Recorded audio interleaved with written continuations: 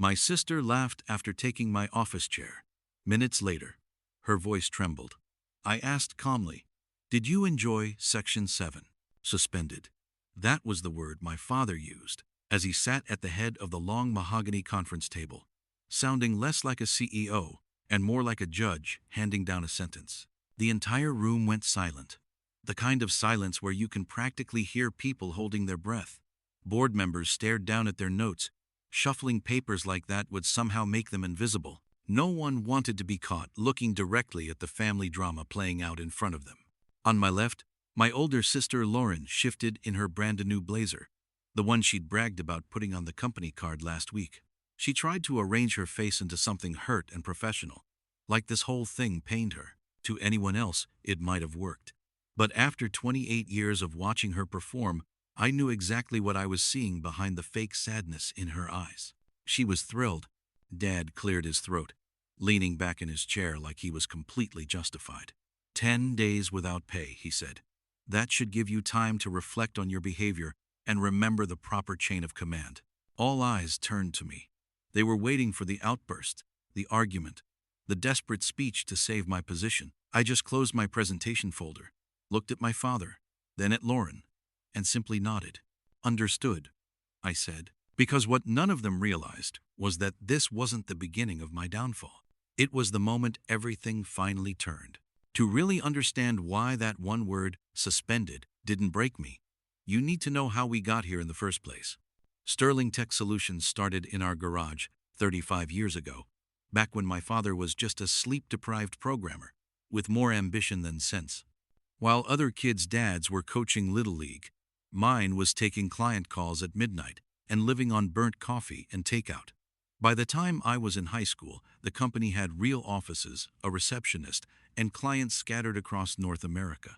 At every family gathering, people would clap him on the back and say things like, "Self-made man," and "What a legacy you're building." From the outside, it looked like a classic family success story. But inside that story, there were always two very different roles. Lauren, my older sister, got to be the star. She was loud, charming, and dramatic in a way that pulled all attention toward her. If she brought home a B, there was always a reason. The teacher was unfair. The test was confusing. The grading was harsh. If I brought home an A, it was just expected. No celebration, just a nod and a reminder to keep it up. That pattern never really changed. When Lauren got engaged, Dad threw a massive party with catered food, speeches, and champagne. The following week, when I got my acceptance letter to Harvard, he congratulated me between phone calls, told me he was not surprised, and asked if I could help him format a presentation. Mom was the only one who ever tried to balance it out. After Dad's lukewarm reactions, she would find me in the kitchen, wrap me in a hug, and tell me how proud she was. She came to every award ceremony, every presentation, every milestone, making sure at least one parent showed up fully. Then, 6 years ago, 3 months after I officially joined Sterling Tech, she died suddenly from a stroke. Without her, the imbalance stopped being something we all quietly felt and became something we could no longer ignore. Dad's favoritism toward Lauren didn't just increase, it became the foundation of how the company was run. It didn't all fall apart in one day. It was more like a slow leak that everyone pretended not to notice until the floor was soaked. The incident that finally lit the match was just the most obvious example of a pattern I'd been dealing with for years. It started with Lauren's famous 4-week promise. Lauren is the head of customer relations, which basically means she talks big, sells big, and then expects everyone else to somehow make it real. A few weeks before that board meeting, she landed a major client, the kind of contract Dad loves to brag about to anyone who will listen. In the rush to impress them, she promised that our team could build a fully customized software solution in 4 weeks. 4 weeks. If you know anything about development, you already know that timeline belongs in a fantasy novel, not a signed agreement. I'd been running the development department for 6 years. I knew our pipeline, our people, and exactly how long that scope of work actually took. The real number was closer to 12 weeks, maybe 10 if we pulled some late nights and shuffled other projects. So when I saw the draft contract and that magical 4-week deadline, my stomach dropped. At first, I honestly thought it was a typo. I went to Lauren's office, contract in hand, and asked her about it. She didn't even look up for more than a second. She just waved me off and said, "Relax. Dad wants this deal. Just make it happen. You always do." To her, the details were my problem. Her job was securing the signature. Mine was cleaning up whatever promises she made along the way. So I did what any responsible department head with a functioning sense of risk would do. I emailed the client directly with a clear, professional explanation of a realistic schedule. I copied Lauren and my father, laid out the actual phases in plain language, and explained why 12 weeks was the true timeline: planning, development, testing, deployment, and support. No drama, no insults, just facts and dates. I told them we'd be happy to deliver exactly what they needed, but that quality work required more than a month. From a legal and ethical standpoint, it was the only move that made sense. Overpromising to a major client and then crashing into the deadline would have been a disaster for everyone. But Lauren didn't see professional when she read that email. She saw public embarrassment, and in her mind, that was unforgivable. She stormed into my office like a hurricane in heels the next morning. My door flew open so hard it hit the stopper and rattled the wall. No knock, no pause. Just Lauren marching straight up to my desk, eyes blazing like I'd committed some personal betrayal instead of doing my actual job. "What the hell was that email?" she snapped. I closed my laptop slowly, giving myself a second before answering. "The truth," I said. "We can't deliver in 4 weeks, you know that. Or you would if you'd asked anyone in development before promising it." Her jaw tightened. "You made me look incompetent in front of a major client and Dad. You went behind my back." "I copied you," I reminded her. "And I copied Dad. That's not behind your back. That's called transparency." She threw her hands up. "You're always doing this, undermining me, making me look bad. Do you have any idea what that does to my authority?" What I wanted to say was, "Your authority is affected by your decisions, not by my honesty."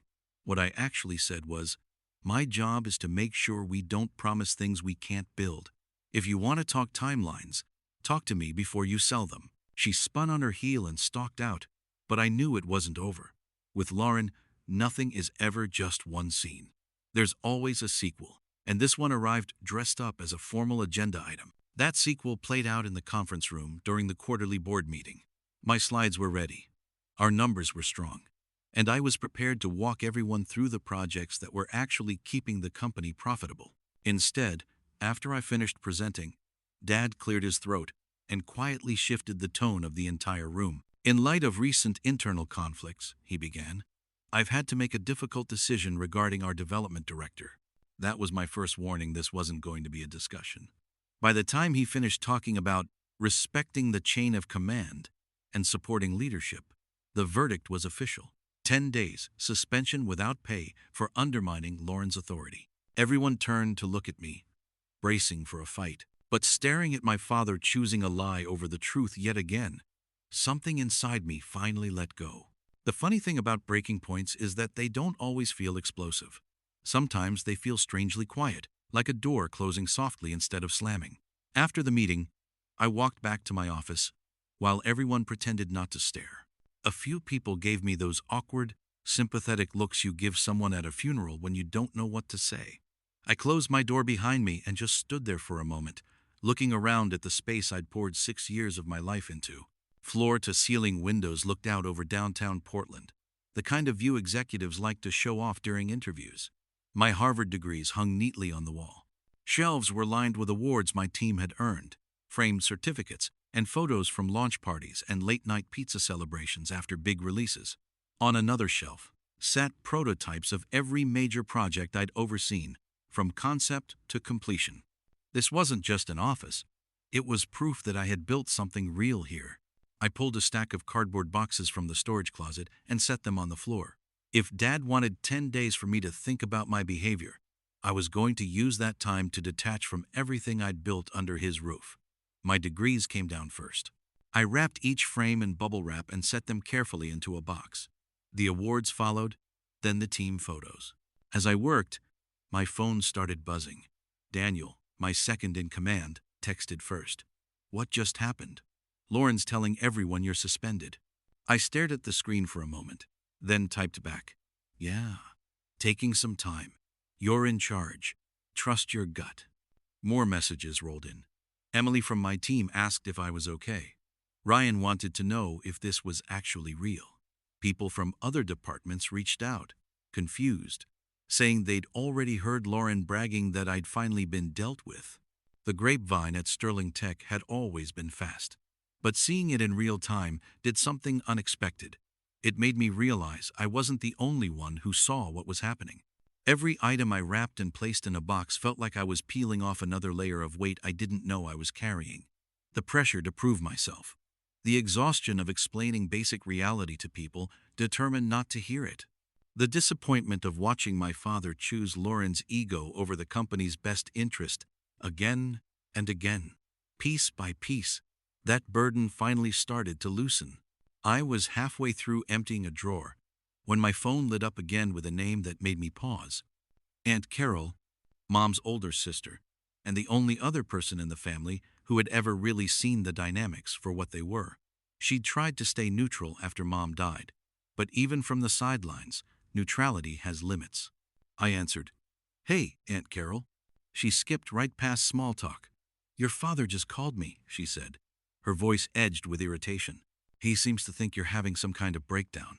I told him suspending you for doing your job is probably the stupidest decision he's made in 35 years of business." I sank into my chair, a tired smile tugging at my mouth. How'd he take that? Exactly how you'd expect. He hung up on me. She sighed. "Are you okay, sweetheart?" I looked around my half-packed office. The empty spaces on the walls. The boxes lined up like a quiet exit plan. "Honestly," I said, "I think I'm better than I've been in years." "Is that weird?" "Not even a little," she replied. "I watched you chase his approval your entire childhood. I watched him brush off your achievements and explain away every one of Lauren's failures. Your mother and I talked about it all the time.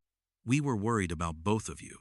You for never feeling like enough, and Lauren for never having to be."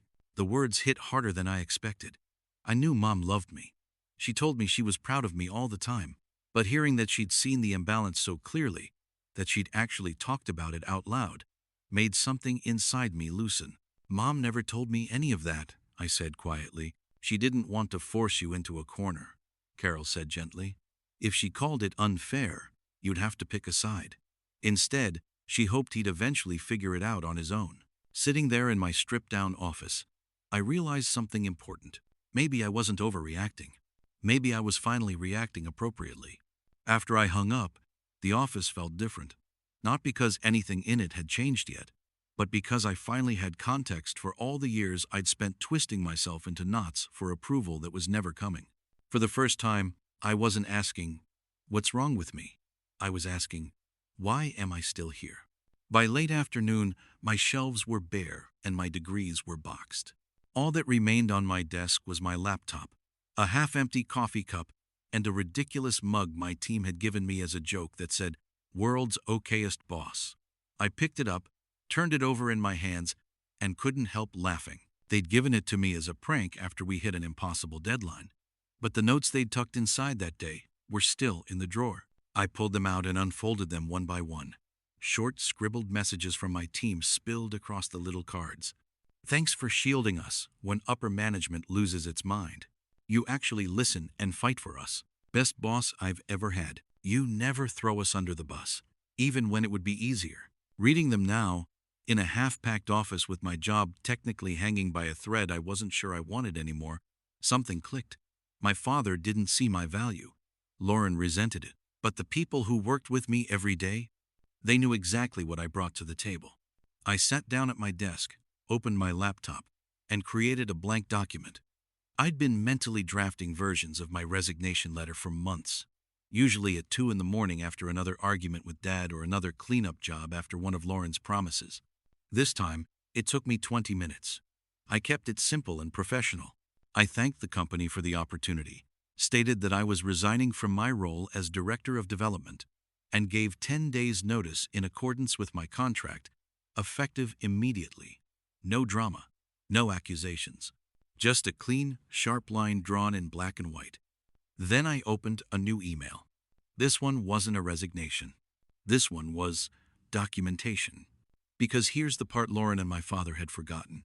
I hadn't just built the development department. I'd also written a big chunk of the policies and contracts that now governed what happened when they pushed me too far. I started building that email the way I build software, carefully, step by step, with receipts for every decision. In the to field, I added every board member, all department heads, and a handful of key clients tied to our biggest projects. In the subject line, I typed Development Department Documentation and Project Status. Nothing dramatic, nothing emotional, just official enough that no one could ignore it. For years, I'd been meticulous about our records. Every project had a folder with timelines, resource plans, budgets, meeting notes, and change logs. Every time Lauren made a promise without checking with us, I documented the original request, the actual capacity, and the compromise we were forced to make. Not out of spite, but because someone had to keep track of reality. Now, all of that careful record-keeping finally had a different purpose. I attached spreadsheets comparing the revenue our department generated to other divisions. Charts showing the realistic timelines I'd provided next to the fantasy deadlines Lauren had sold. Budget breakdowns that showed exactly where money was being used to build products and where it was being burned on appearances. I included the email thread from the current mess, then added several similar examples from the past year. Each one told the same story. Lauren overpromised, Dad backed her, and my team paid for it. When everything was attached and labeled, I read the email one last time. No insults, no dramatics, just facts lined up in a way that was very hard to spin. My finger hovered over the send button as I thought about what this would do to my job, to my relationship with my father, to any hope of fake peace. Then I pictured my mother quietly writing in those journals, refusing to pretend she didn't see what was happening. And I hit send. Once the email was gone, there was no taking it back. By the time I got home that evening, my phone looked like it was trying to stage an intervention. Missed calls, voicemails, and emails stacked on top of each other like a digital avalanche. Dad had called. Lauren Hutgold. Michael Brooks, the company's lead attorney, had called more times than anyone. I didn't pick up. Instead, I carried my boxes inside, opened a bottle of good wine, ordered Thai food, and sat on my couch with my laptop while the chaos unfolded somewhere far away from my living room. The first response came from Michael. Short, sharp, and to the point. Call me immediately. The second was from Thomas Reed, one of the board members who rarely spoke in meetings. We need to discuss the information you shared. Can you come in tomorrow?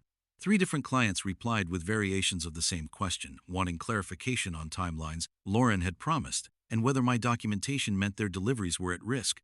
My team started chiming in too. Daniel, is this real? Everyone is freaking out. Emily, are you okay? Whatever happens, we've got your back. Ryan, thank you for finally putting everything in writing. People needed to see it. While my phone vibrated itself into exhaustion on the coffee table, I opened my email and sent 2 more messages.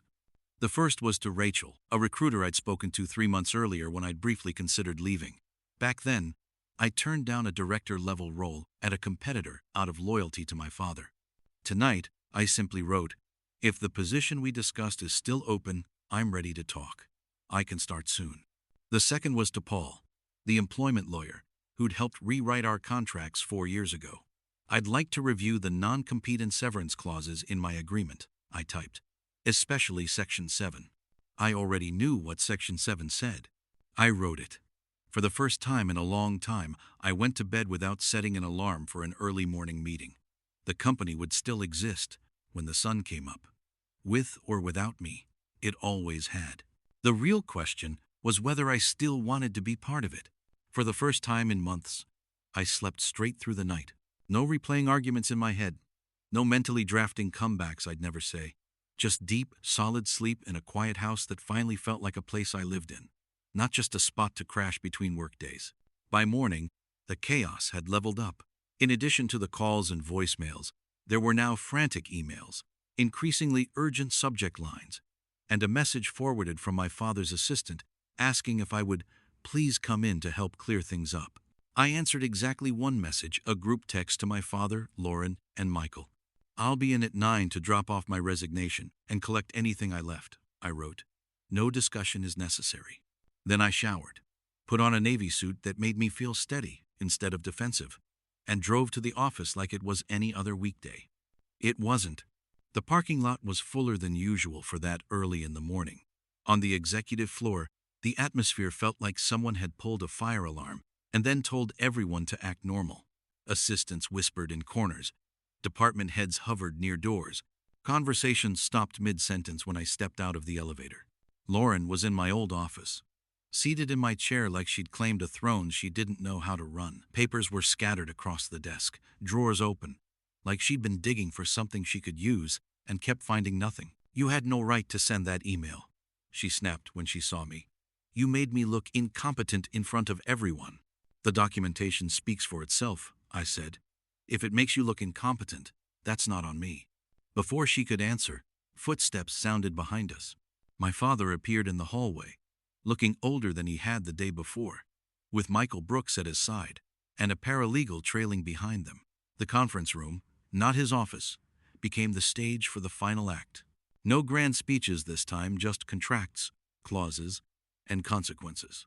I handed over my resignation, referenced Section 7, and watched the realization settle on his face as he understood exactly how the suspension he'd used to put me in my place had just triggered every protection I'd quietly written in. There was no explosion, no dramatic apology, no last-minute change of heart. Just a business decision being finalized, and a daughter finally stepping out of a role she was never going to be acknowledged for properly. When Lauren accused me of ruining everything, I didn't argue. I simply told her the truth. I'd spent 6 years building, she'd spent 6 years coasting, and all Section 7 had really done was make sure the fallout landed where it belonged. Walking out of Sterling Tech for the last time, the air felt lighter. A new company wanted to interview me. My lawyer confirmed my options were wide open. Aunt Carol sent Mom's journals, proof that my reality had been real all along. For the first time, my future felt like something I could choose, not something I had to beg to be allowed into. So now, imagine being in my shoes. Would you have stayed for the sake of family, or walked away the way I did? Do you think hitting send and invoking Section 7 was too much, or finally, just enough? Let me know in the comments. And if you enjoyed this story of quiet revenge and overdue boundaries, don't forget to like, subscribe, and stick around for the next tale.